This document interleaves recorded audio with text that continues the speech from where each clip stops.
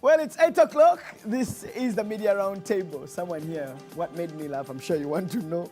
Someone said we're in trouble. And then the other one was saying, we're already in trouble, you didn't know. Okay. Once again, thanks for joining us for the Media Roundtable if you're just tuning in right now. But we're discussing stories that made headlines and putting some perspective and thought to them. And one of the big stories of the week away from the NRM, I'm sure the team wanted to discuss more of the NRM, but also one of the big stories of the week has been the Africa Now Summit, ladies and gentlemen, which happened at the Commonwealth Resort in Munyonyo, where African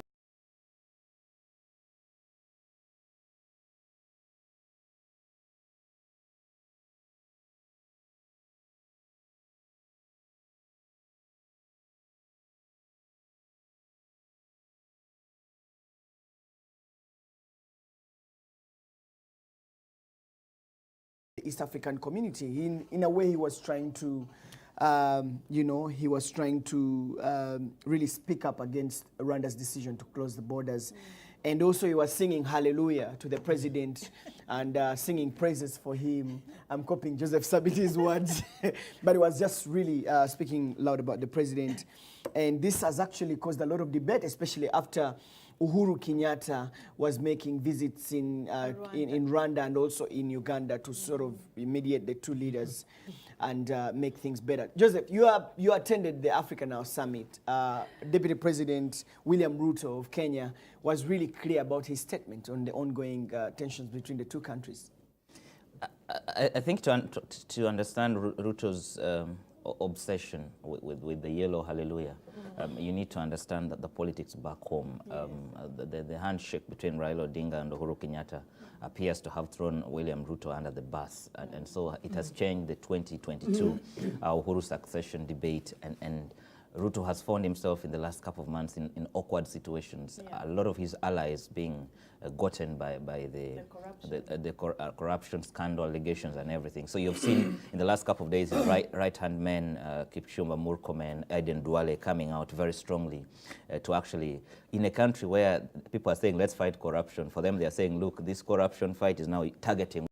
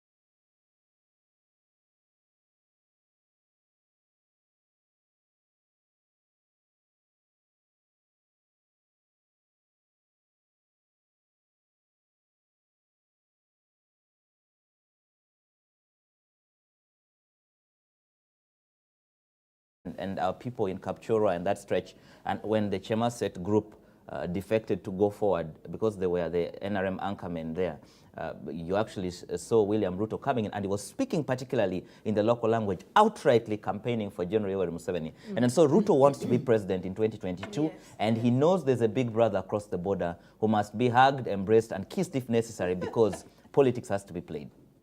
What an analysis. What an analysis, Joseph. No, That's good stuff there. dangerous. That's actually good stuff, because then you're putting the East African perspective to all this. But Dismas, you also closely follow the East African affairs. Actually, what do you read? closer than Joseph. But what do you read into this, Ruto's statement?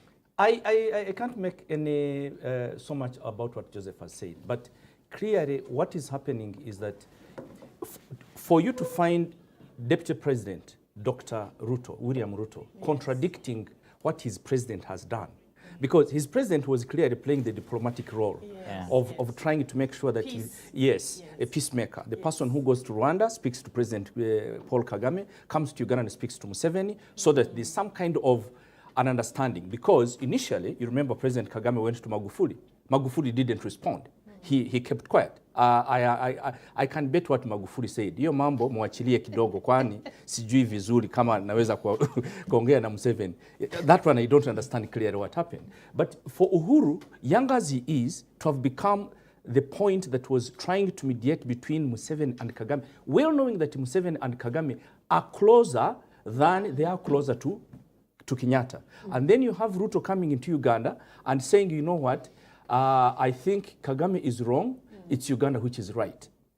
Clearly his analysis picks the form clearly on what he wants to be. He wants to have a backup, someone who thinks that he's the right person to be the president of Kenya, support him in the political process, and clearly he's doing his strategy of as to whether that is going to happen, Solomon, or it's going to work, I doubt. Especially after we all know that Uhuru Kenyatta said he's not coming back. He doesn't have a choice. Even doesn't have a choice. No, they have term limits. They have term limits. He's not coming back. 2022 is out. It's out. And most probably, even given the panning out of what is happening in the region, in Kenya, in particular in Kenya, it's either going to be Gideon Moi, it's not going to be Ruto.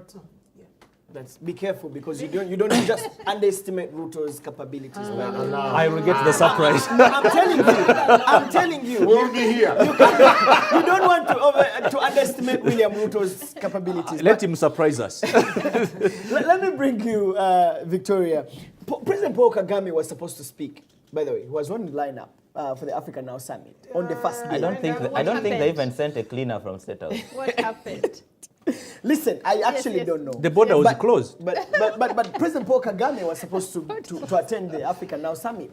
He made no show. We saw other Africans, East African members not turning up. Magufuli wasn't in the... Vice President. Even I know the the South Vice African President was here. didn't come. Even the South African President, they sent a representative, yes. But if this Cyril is in the middle of campaigns. The ANC needs him in South Africa, yes. Absolutely. But then, I mean, you can't fail to squeeze a day or two to come and... No, Solomon. Listen, if our politics is determined, all things constant, 2021 will be covering the swearing in of Yoweri Museveni. Yes. And now the South African equation is quite tough. There's a very aggressive team of young people in the EFF led by Julius Malema and his team. There's another aggressive team of young people. So they're away from home. The official opposition led by Musima Imani is quite combative, very strong. They are eating into the ANC, into the revolutionary support of the ANC. So Cyril, as the leader of the ANC, is at the center of the campaign. So a second cannot really... But you saw how President Uhuru was, in the morning he was in Rwanda for breakfast, and for lunch he was in Kampala. I mean, Cyril Ramaphosa, South African president, it wouldn't have taken much. I mean, 6 hours, half a day out of your schedule. It would have been nice for him to come. But anyway, he didn't come. And it's, as you say, President of Rwanda was also supposed to come. So you say. Yeah. But obviously, because of this impasse, we're not going to see him in Uganda for some time. But then, I think, you see, the relationship between His Excellency the President and President Kagame, nobody can really get in between that. The relationship runs deep, as everybody knows. And so I thought it was very bold for Uhuru Kenyatta to come and try to be the peacemaker between these two gentlemen, because, you know, getting into that role, you can't be completely impartial, if you like, because you're listening to this person, you're also listening to this person. You can't be totally. You make a judgment. You can't be totally. And to be honest, this impasse between these two gentlemen is going to be resolved by these two gentlemen in their own time and in their own way. But it will be resolved in one way or another. But the fact that Ruto was here and he was very boldly in support of His Excellency the President, I don't want to rule him out in Kenya being the next president. I don't want to rule that out, because you see, if you have our president in your corner and he's supporting you and he's backing you, anything is possible. You've seen how he's very controversial in the way he does his things, and he doesn't shy away from controversy, and he loves a challenge. And if people are already coming out very earlier on and saying, no, but Ruto, okay, the ambition is there, he wants to be the next president, but we doubt very much if he can make it, as the other corner seems to think, you might find that's even the more reason why His Excellency the President of Uganda throws his weight behind President Ruto. So it's difficult. The political scenario of Kenya is what quite I'm different. saying is, I don't want to rule Ruto out completely. For me, I don't want to rule him out completely. And secondly, I think out of the African summit, what came out very, very clearly for me was the fact that for the first time in some time, I don't remember when it last happened, maybe at some of these functions that we have, national functions, but the nation, if you like, got to spend time with His Excellency the President, uninterrupted for like a whole day. He was seated there, 2 days in fact. Exactly. And I have to say that portrayed him in quite a different light, because even when the audience, people stood up and said no, but some African leaders, the issue with African leaders is that they're overstayed in power and so on. The man sat there calmly and he listened and he responded. He gave an interesting speech. As usual, he went elaborate and historic. He gave a speech about qualitative economic development vis-a-vis qualitative economic development. He gave us examples of cotton and copper, and I thought it was an interesting speech. And I think it also demystified this what can I say, image that was beginning to build up so rapidly of this aggressive person and military person and Ugandans being caned, the Rua Sakas and all of these things. So I think for the president and his I don't know, what can I say, public relation team or something like that, it was a good opportunity that they used to showcase him. And of course, you know, Lake Victoria, the shores of Lake Victoria, you saw how beautiful they portrayed Uganda, and NBS did a fantastic job, uninterrupted, sound quality, everything was really fantastic. I enjoyed it. For me, I enjoyed it. Looks like I got another really optimistic person on the show, but so it's good on that one. For me, I was happy. It's good to have I was happy. some other perspective. Thanks very much, Vicky. But you see, she set her own question. And for you're boxing us in particular. No. Guys, I wanted to Stop being so perceptive. I wanted to, Angela, I'll come to you, but I wanted to bring Mildred in again on the Ruto's statement, and then you have Uhuru Kenyatta back. Positives because back into the picture. You're having Uhuru Kenyatta having issues with Somalia. We remember that Somalia actually sent its diplomat, all Kenyans, ambassador actually, to get out, and Kenya did the same. Yeah. There's really some diplomatic tensions between these two countries, and then Uhuru comes to mediate between President Paul Kagame and President Museveni. Is he the right candidate? Yet he also has his own issues to deal with. And this whole East African community things come back in the picture. I just wanted Mildred to pick your mind on that. My mind, I think, was summed up by Chris Ogon's cartoon when he had that mediator sitting, and the mediator asking the two people, that is President Paul Kagame and President Museveni, saying, each one of you should say you're sorry. And all of them said, you're sorry. Instead of saying, I am sorry, they said, you're sorry. I think it clearly summed up that. And like many have said, first of all, this impasse starts, all the government officials are shut. I do remember we had to have Honorable on the show on the Morning Breeze. It was Okeloriam. He just switched off his phone, and then a few days after, we see the fact that it was almost like a directive that no one does comment about the Rwanda-Uganda impasse. The president is quiet, and even in that Africa Now conference, you would expect that the very first point of discussion, because the president then was talking about trade, opening up borders, and how that is exactly needed.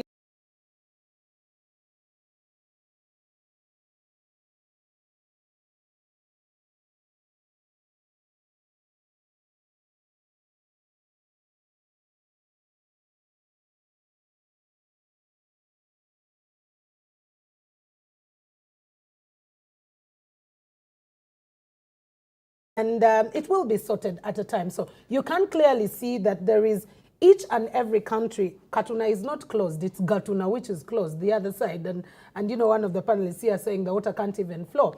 It is Museveni-Kagame issue in this case right now.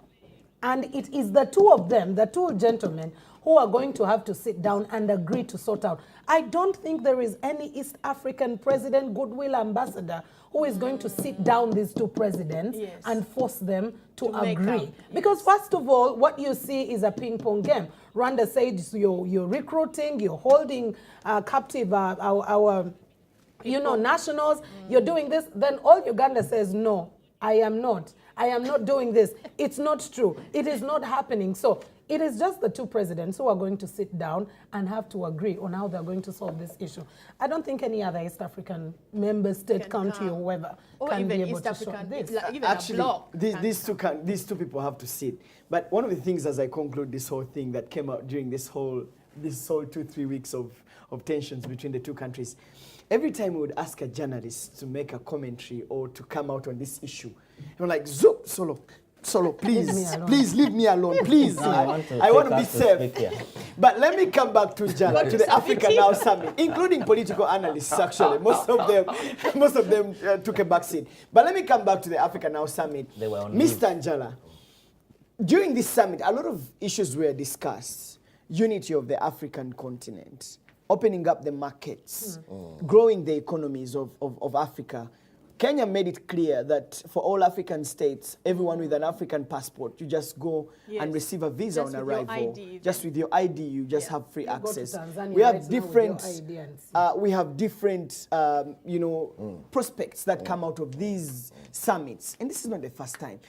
But do they yield anything? I think that's the thing for us. For starters, I need to ask Sabiti, who was deep in the summit, were there any binding resolutions? The African Strategic Leadership Institute is some sort of a think tank.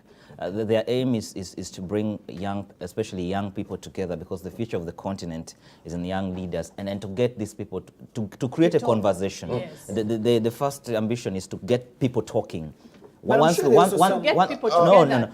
are talking, and then by the way, passively, President Museveni could pick one or two things from what happened there. Yes. So once you get young people to sit together and reason and to think at the continental level, then you're creating, a favorable area. There was a strong emphasis on the question of leadership. I in a sense, found it awkward that we held a summit here where we were lambasting leaders, talking bad leadership and its influence, its bad influence on the region. And the venue was here. But for starters, I must really say, the summit is something that we really needed desperately to soothe our minds. There's been a lot of anxiety. And I must hail Ruto. Ruto must have done a course called The Art of Musevenism. Wow. Well, is it taught? Where is it taught? Where is it? Where is it stored? It's in cloud, somewhere in the clouds. But Ruto was harping some sweet music that the president loves. Flattery is the best game in regional politics today. That if you come here today, I would have really been embarrassed had Ruto changed his tune and spoken half truth or the truth, or spoken without heaping praises, because the essence of Ruto's visit, in my mind, was to give President Museveni some bit of legitimacy in the midst of the crisis. There is a looming crisis in the region. That said, we should also look at the key issues in the summit. The key issues in the summit really never went to the core of Africa's problem. I thought the Africa Summit was going to discuss deeply ways through which we can decolonize ourselves from China. I thought the summit was going to discuss the peculiarities that we can put together to forge the Gaddafi dream of a united Africa, United State of Africa, which remains a dream anyway, in any sense. But regardless, I was very happy to see Africa's richest billionaires coming to Munyonyo. It was epic. Yeah. It was a grand moment. Okay, Joseph, you attended that.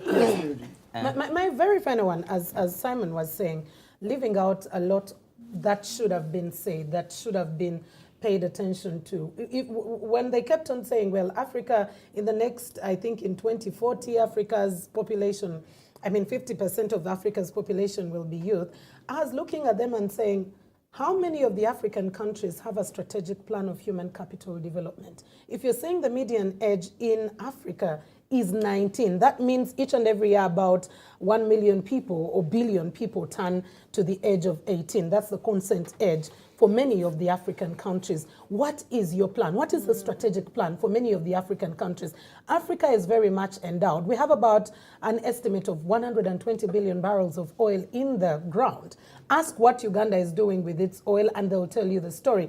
A very sad story of how its people are suffering, how the environment as well will get to suffer.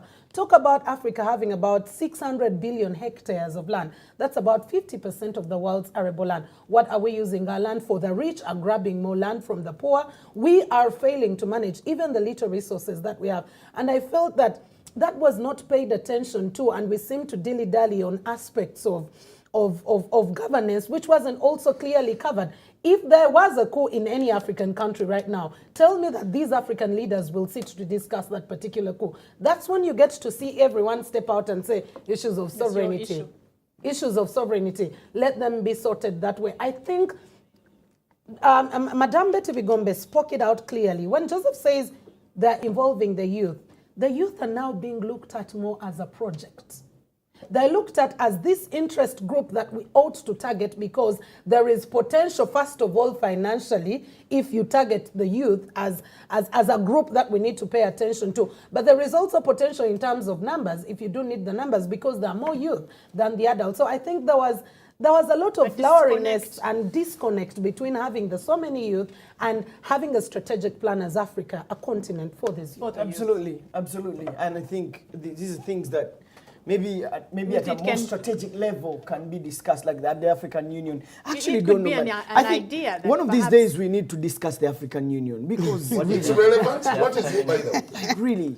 And I knew he's looking at me. Dismas is looking at me. We've had a discussion with that between you and you, Solomon. What is African Union. We need to actually have a discussion one of these days on that. But Joseph, as we wrap up the summit, whatever happened there, is it going to bear fruit in the next years or something? And we want to see some sort of impact from what was discussed and what was agreed on. Action points. Action points, exactly. Yeah, you see, the interesting thing is that there were a lot of power brokers in that room. We can question the intentions of the political power brokers and whether they would act. but we had billionaires in that room, passionately speaking about young people and how to transform them, listening to Professor Kitui, listening to Dr. Strive Masiiwa, listening to Tony Elumelu. You can see that there's a generation of investors in Africa who actually think Africa, who have in mind how to transform the young people. For me, I thought it was good being infected with their breath.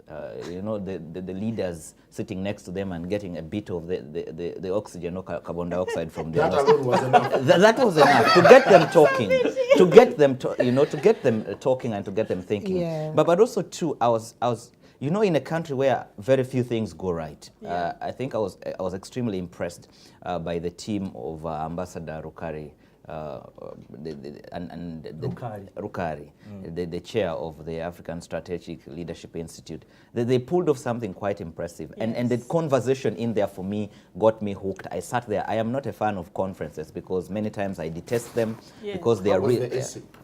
There was no AC. There was no AC. It was by the lakeside. So for me, that was the positive. But also, too, seeing my president spend about 48 hours sitting there and listening to people. And by the way, when he spoke, when he responded to the questions, a lot of us felt proud listening to our president. And I actually thought, is this the same president who speaks when it is our local politics involved?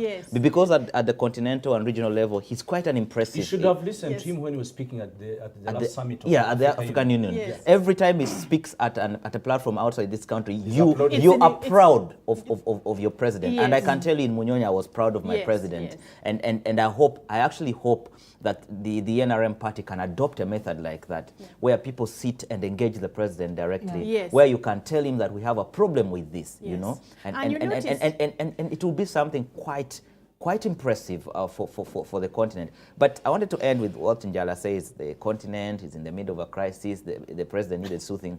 Njala, you don't know a crisis. There was a time when fight. Yeah, you have fever. There was a time when there were clashes in Kisangani.